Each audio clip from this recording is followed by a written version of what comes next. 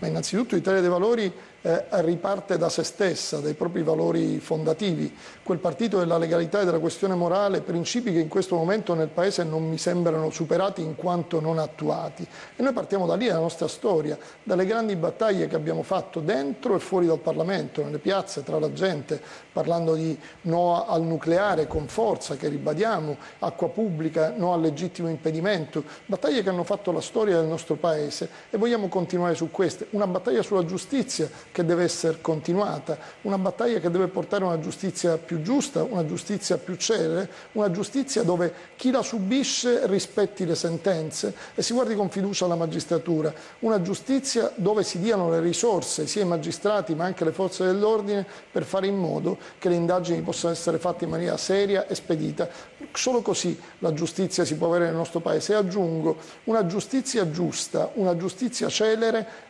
mette in moto anche l'economia, perché se è vero che tanti investitori stranieri non vengono in Italia è perché sanno che c'è una durata lunghissima dei processi e quindi non possono fare affidamento su dei tempi certi.